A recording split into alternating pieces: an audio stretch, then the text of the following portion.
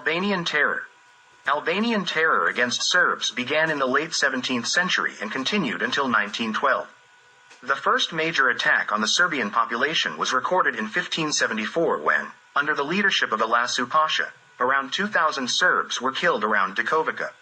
At that time, there were significant massacres of Serbs in Shkodër, Pek, Prison, and Dikovica. 17. Page 84. Turkish and Albanian terror led to the Serbs rising in rebellion around Pek and Prison in 1594. The uprising was brutally suppressed, and Sinan Pasha, of Albanian origin, took the relics of Saint Sava from Milosevo, brought them to Belgrade, and burned them. In Old Serbia, as well as in other regions of the Ottoman Empire, the Christian population was oppressed in various ways. Taxes were higher for non-Muslims, and civil rights were limited or non-existent. Non-Muslims were not allowed to dress like Turks, and all Muslims were referred to as Turks. They were not allowed to wear clothing of certain colors reserved for Muslims of higher social status. If anyone accidentally put on a hat, both their head and the hat became targets for attack. They were not allowed to carry weapons or defend themselves with weapons if attacked. Terror, or Zulum, consisted of deepening, coercion, looting, rape, persecution, livestock plundering, property confiscation, abduction and enslavement of girls, and the murder of Serbs to take their Serbian homes and properties. According to a modern dictionary, this can only be called genocide. This Albanian terror forced 60,000 Serbs to flee from Old Serbia to liberated Serbia. The pressure on Serbs to emigrate was constant. Stoyan Novakovic, who became the Serbian ambassador to Constantinople in 1886, wrote the following year, "In Old Serbia and among the Arnas, who have spread over the classical territory of our old kingdom, almost no law is enforced, partly because of Arna arbitrariness and partly because of the policy that Turkish authorities, for political reasons, pursued towards this people." Archbishop Marin Bici traveled in 1610 from Prison to the Kosovo field and saw that, in the beautiful valley full of Orthodox villages, there is a band of robbers with over 60 horsemen and foot soldiers who have recently plundered and killed some people. Henri Pukval passed through Pristina in 1807 and gave this description: its narrow, muddy streets, weak commerce, poverty of the inhabitants, and the rule of the bloodthirsty Malik Pasha, who during his command instilled a character of horror and sorrow into Pristina. I didn't think it was appropriate to visit that Arna, a sworn Christian killer. 19. Page 38. Perhaps the most prominent among the proponents of Islamization in the regions of Pashtarik, Haz, and Opolia at the end of the century were Kuklabeg and his son, who used force for the conversion. 14. Page 57. George Goli says, "In Old Serbia, over the past 6 years, the number of Christians has decreased in enormous proportions. 70,000 of them have moved to the territory of the Kingdom of Serbia. How many of them were killed or converted to Islam? 31. Page 322.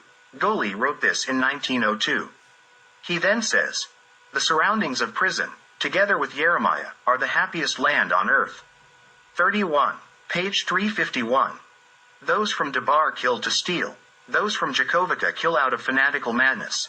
Those from Pek kill for pleasure. Those from Prison kill out of their wicked instincts. And those from Titovo kill to test their carbines. 19. Page 39. German Dr. Joseph Miller, the longtime physician of the Pasha of Pek, wrote in 1838 that Albanians, especially Gegs, hate Serbs, and they even dislike Tosks, Albanians of the Orthodox faith. Miller describes Gegs as ferocious, crafty, unyielding to any innovations, hostile to anyone who does not speak their language, and they will never be able to embrace the spirit of European humanism without decisive and bloody reforms of their political and religious life. 19. Page 40. The report of the first Russian consul in Prison, Evgeny Timaev, in late 1866 to the Russian embassy in Constantinople states, "During the raids, they killed the male population of about 10 Serbian villages and raped women, and they even desecrated graves. The crimes committed by the Arnas are countless and immeasurable. They act with dreadful arbitrariness." 19. Page 40. Victor Berard, 1864 to 1931, a French Hellenist, historian, and travel writer, says, "From Thessaloniki to Prison, everyone knows that the Sultan desires and orders massacres like in Armenia. Holy work, jihad, is preached to the local population in every mosque." 19. Page 45. Berard provides the following observation. In front of the Arna, the Slav is forced either to flee or die, and his disappearance from that entire land will be a matter of years, only a few years. 19. Page 46. Berard also notes, here, the fez is a symbol of Christianity, and the presence of a person with a fez represents a scandal in Albanian towns. For 50 years, no one has entered Pek with a fez without becoming a target that was shot at simultaneously. 19. Page 48. In late 1743, Albanian Deli Hussein Liuma, with 500 bandits, went through Serbian villages where they looted, raped, killed, and burned Serbian houses. 19. Page 37. In a letter sent to the King of Serbia on October 10, 1878, by 272 prominent citizens from the districts of Pristina, Prizren, Vucetern, Pek, and Jakovica, bearing 126 municipal and monastery seals, Turkish crimes are mentioned. Since the end of the Berlin Congress, about 1,000 Serbian souls were killed and plundered only in the Pek district. 16. Page 42. The priest from Kosovska Mitrovica, Angelko Nasic, wrote to King Petar Karađorđević on June 21, 1905, the following. Not a day goes by without some Serb leaving this land, often many of them. They kill, steal, abduct women and girls, and shame them in front of their relatives. If this situation continues for a longer time, we can freely say, farewell, Serbs, for there will be none left here in a short time. 19. Page 76. Under the leadership of bandits from Debar and the surrounding area, Jem Mula Vaslik, Biljal Balanak, and Sulj Lupik, around 160 Albanians gathered and launched a surprise attack on the village of Lubishta. They killed Kuzman and his brother Stephen, roasting 2 children over a fire. They killed 6 more small children, some of whom perished in their mother's arms. They killed 4 women and wounded 4 more. Then they went through the village, plundered everything, and set the entire village on fire, leaving only 2 out of 42 houses standing. 20. Page 33. Due to the Serbian-Turkish wars of 1876, 1877, and 1878, Turkey incited the Albanians against the Serbs, which they eagerly awaited, as they had done before. From authentic sources, it is known that Albanians at that time, openly in broad daylight, in the middle of villages or towns, killed Serbs. They tortured and tormented them with hot iron and heated tongs, and the Turkish authorities refused to intervene. They publicly dishonored Serbian women, took them into slavery, killed the strong, confiscated Serbian property as much as they wanted and could. 20. Page 45. Serbian consul in Pristina, Miroslav Spalakovic, reported in late June 1905 that in Metohija and Kosovo, there is not a single day without 1 or 2 murders of Serbs happening. He notes that nothing is being done to stop Albanian banditry. In the year 1904 alone, out of 136 recorded cases of various violence, 46 ended in murder. Many houses, granaries, and barns were set on fire, many were beaten, tortured, or robbed, and even children were not spared. A group of Albanians raped a 7-year-old girl. During 1905, in 281 cases of violence, 65 Serbs were killed, and at just 1 wedding, marauders killed 9 people. 20. Page 71. Kachik Sadik from Grabovac in Drenica killed 70 Serbs, and from Ivish Bosniak and Sadik Dobranak in the Pek district, 18 Serbs lost their lives. 20. Page 84. Alongside propertial and personal insecurity, from 1906 to 1912, there were 436 murders, 261 attempted murders, 293 thefts, 160 acts of violence, 213 atrocities, 31 assaults, 10 desecrations of sanctuaries, 146 cases of deprivation of freedom, and 22 rapes committed against Serbs in Kosovo. 20. Page 85. The situation in Kosovo in 1897 was described by Serbian consul Todor Stankovic as follows. Abduction of girls, rape of women, mothers in the presence of their husbands and children, rape and abduction of Serbian girls into Albanian harem, rape of Serbian children, both boys and girls, endless extortion and free labor of Serbs for Albanians, imprisonment and torture of innocent people, beatings, displacement, property confiscation, expulsion to Asia Minor. Here, I won't be able to present even 1/100th of what has happened in the most recent times. 20. Page 98. Under such circumstances, the Serbian people were in an extremely difficult position.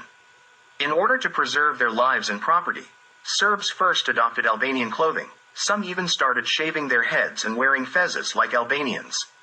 This wasn't only done by the common people but often by priests as well, just to avoid attracting attention and to be able to live more easily. A very large majority of Serbs now speak Albanian. In public, most of them present themselves as Albanians. Entire families often speak Albanian with Albanians and in front of strangers, while using Serbian among themselves at home. It frequently happens that someone seemingly converts to Islam, performs Muslim religious rituals outside in front of Albanians, even undergoes circumcision like any Muslim, while only his wife and children remain Orthodox. Such individuals wait for an opportunity to escape to Serbia. Emigration to Serbia due to these atrocities is exceptionally common. There are entire regions in Serbia settled by people from Kosovo and Pek. It is estimated that from the First Serbian-Turkish War in 1876 until 1912, over 400,000 people from Old Serbia have emigrated to Serbia. 15. Page 39. The crimes committed by Albanians against Serbs were so horrifying that even the Turks became concerned, and they sent troops several times to crush and disperse the terrorists. Frenchman Georges Goli wrote about this as well. 31.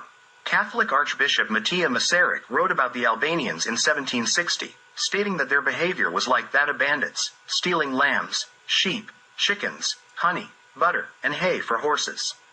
He and his entourage were attacked by 15 Albanians, whom Masaryk referred to as highwaymen or bandits. From his visitation of Kosovo and Metohija in 1764, he left a record in which he said, "Albanian newcomers in Serbia do not heed the commandments of Christ's gospel. Instead of being humble and modest, they immediately convert to Islam, suppressing the Orthodox and Catholics in their villages and taking over their properties." 2 Englishwomen, Mackenzie and Irby, visited Old Serbia in 1863, and in their account, "Travels in the Slavonic provinces of Turkey," they noted the following. Albanians use their force to such an extent that they throw stones at the procession of a deceased Christian Serb, and they scatter dust and dirt on corpses. Among the Albanians, there is a lack of regard and violence towards Christians. In the 17th century, despite the deadly encirclement closing in on the Serbian people in Kosovo and Metohija, a period of Albanian Islamization begins, first in central Albania, over 50%, and then spreading further. From that point onward, problems for the Serbian Christian population in Metohija and Kosovo began, although demographic ratios did not significantly change during the 17th century. The Serbian population, despite wars, epidemics, increased violence, and plundering, only lost a few percentage points in the overall number in Kosovo and Metohija.